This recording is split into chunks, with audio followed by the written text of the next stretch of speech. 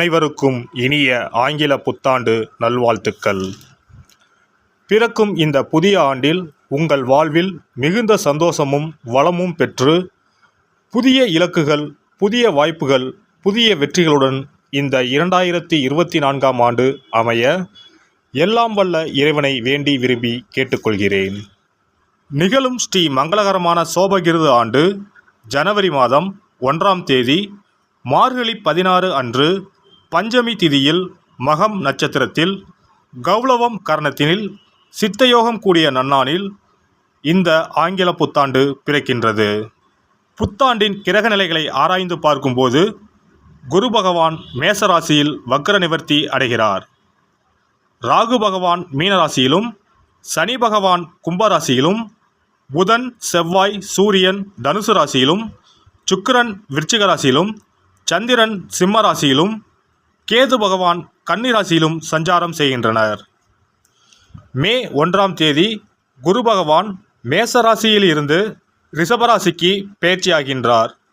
October 9, 2024இல் குரு பகவான் ரிஷபராசியில் வக்ரகதி அடைகின்றார். இதனால் அனைத்து ராசிக்காரர்களுக்கும் யோகம் அடைவார்கள்.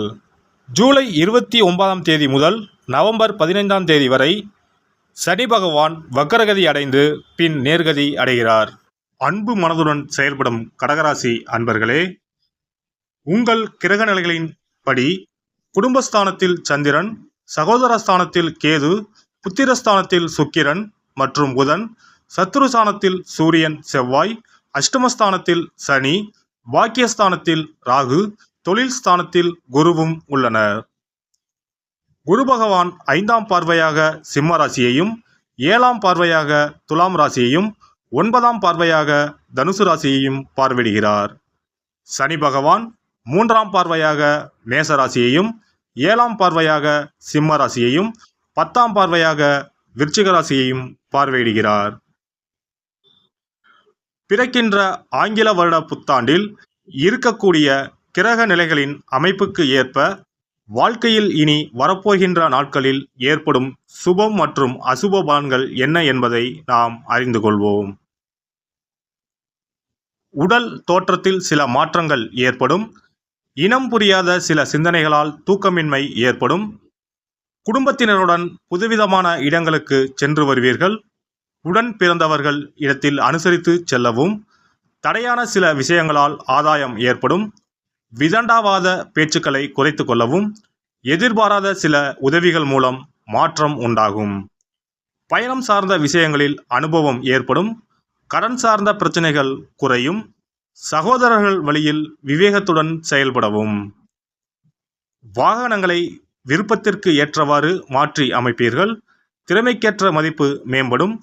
எதிலும் உணர்ச்சி வசப்படாமல் பொறுமையுடன் செயல்படவும். தம்பதியர்களுக்கிடையே ஒற்றுமை அதிகரிக்கும். பொழுதுபோக்கு விஷயங்களால் ஆதாயம் அடைவீர்கள். வெளி வட்டாரத்தில் உங்களின் செல்வாக்கு உயரும். உடல் ஆரோக்கியத்தில் இருந்து வந்த சிக்கல்கள் குறையும். மனதளவில் தன்னம்பிக்கை உண்டாகும். நீண்ட நேரம் ஒரே நிலையில் இருப்பதை குறைத்து கொள்ளவும். குரலின் தன்மையில் சில மாற்றங்கள் ஏற்படலாம். முழங்கால் வலி, இடுப்பு வலி போன்றவை ஏற்படலாம். அதிகமாக காய்கறிகள், பழங்கள், தானியங்களை உணவில் சேர்த்து கொள்ளவும். மாவு வகையான உணவுகள் மற்றும் குளிர்ச்சியான உணவுகளை குறைத்து கொள்ளவும். பெண்கள் ஆசைகளால் புதிய அனுபவமும் சில முடிவுகளையும் எடுப்பதற்கான சூழலும் உண்டாகும். தந்தை வழியில் சில மாற்றமான சூழ்நிலைகள் அமையும். கடன் நிமித்தமான செயல்களில் சிந்தித்து செயல்படவும். வாழ்க்கை துணைவர் வழியில் ஏற்ற இறக்கமான சூழல் உண்டாகும். பூர்வீக சொத்துக்களால் சில விரயங்கள் ஏற்படும். உணர்ச்சி வசமான சிந்தனைகளை குறைத்து கொள்ளவும். குழந்தைகளின் வழியில் சுப செயல்களை முன்னின்று செய்வதற்கான வாய்ப்புகள் ஏற்படும். அரசு சார்ந்த செயல்பாடுகளில் அலைச்சல்கள் உண்டாகும். உறவுகளின் எண்ணங்களை புரிந்து கொள்வீர்கள். மாணவர்கள் கல்வியில் இருந்து வந்த சிக்கல்கள் குறையும். மேல்நிலை கல்வியில் முயற்சிக்கு ஏற்ப நல்ல மதிப்பெண்கள் கிடைக்கும். உயர்கல்வி தொடர்பான விஷயங்களில் நன்கு சிந்தித்து முடிவெடுப்பது நல்லது. மறைமுகமான திறமைகளை வெளிப்படுத்துவதற்கான வாய்ப்புகள் அமையும். நண்பர்களை பற்றிய புரிதல் மேம்படும். விளையாட்டு விஷயங்களில் ஆர்வம் அதிகரிக்கும். அரசு வழியில் எதிர்பார்த்த சில உதவிகள் கிடைக்கும். உத்தியோகஸ்தர்கள் பணிபுரியும் இடத்தில் இருந்து வந்த நெருக்கடிகள் விலகிச் செல்வதற்கான சூழ்நிலைகள் அமையும். பணி சார்ந்த முதலீடுகளில் சிந்தித்து செயல்படவும். ஊதிய உயர்வு மற்றும் உயர் அதிகாரிகளின் ஒத்துழைப்பு கிடைக்கும். கடன் தவணைகளை முடிந்தளவு குறைத்துக் கொள்ளவும். வழக்குகள் தொடர்பான செயல்பாடுகளில் சாதகமான சூழல் ஏற்படும். தவறிய சில முக்கிய ஆவணங்கள் மீண்டும் கிடைக்கும். வியாபாரிகள் வியாபார ஸ்தலங்களை விருத்தி செய்வதற்கான சூழ்நிலைகள் அமையும். விவசாயம் மற்றும் உணவு சார்ந்த பணிகளில் மேன்மை உண்டாகும்.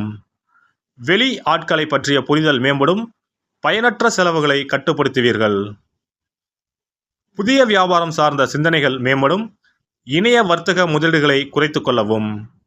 கூட்டாளிகளின் வழியில் அனுசரித்து நடந்து கொள்ளவும். மனை கொடுக்கல் வாங்கல் பணிகளில் இருப்பவர்களுக்கு முன்னேற்றம் உண்டாகும். கலை சார்ந்த துறைகளில் காலத்திற்கு ஏற்ப புதிய வாய்ப்புகள் கிடைக்கும்.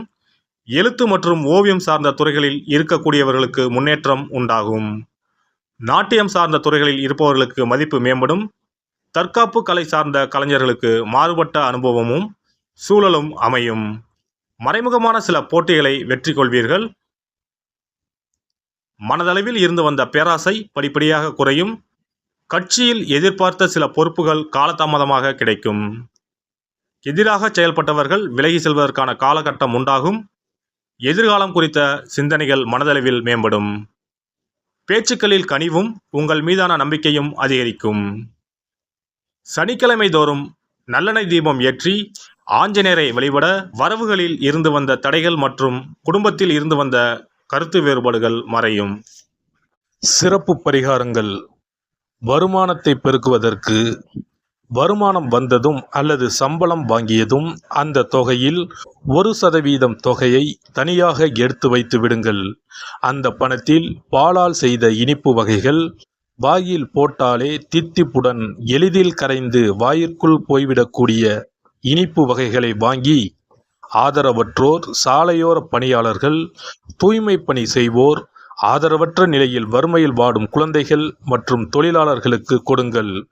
மகிழ்ச்சியுடன் உங்கள் கைகளால் இனிப்புகளை கொடுங்கள். இப்படி செய்வதால் சனி சுக்கிர யோகம் உண்டாகும். இதனால் வருமானம் பெருகுவதுடன் கையில் பணம் சேர்ந்து கொண்டே இருக்கும். வருமானத்திற்கு தடையோ பஞ்சமோ வராது. ஏதாவது ஒரு வகையில் பணம் வந்து கொண்டே இருக்கும். இது தவிர மாத சம்பளம் வாங்கியதும் அல்லது கைக்கு வருமானம் வரும்போது ஒவ்வொரு மாதமும் முதல் செலவாக வீட்டிற்கு கல்லுப்பு, ஊறுகாய் போன்றவற்றை வாங்கி வைக்கவும். கல்லுப்பு, ஊறுகாய் போன்றவை மகாலட்சுமிக்கு மிகவும் விருப்பமான ஒன்று. இந்த பொருட்கள் வீட்டில் இருந்தால் மகாலட்சுமியின் அருள் வீட்டில் இருந்து கொண்டே இருக்கும். எந்த காரணத்திற்காகவும் இந்த பொருட்களை தானமாகவோ கடனாகவோ கொடுக்கக்கூடாது. எல்லாம் வல்ல இறையருளால் நீங்களும் உங்கள் அன்பு குடும்பமும் உடல் நலம், நீலாயுள், நிறை செல்வம், உயர் புகழ், மெய்ஞானம் ஓங்கி வாழ்க வளமுடன்.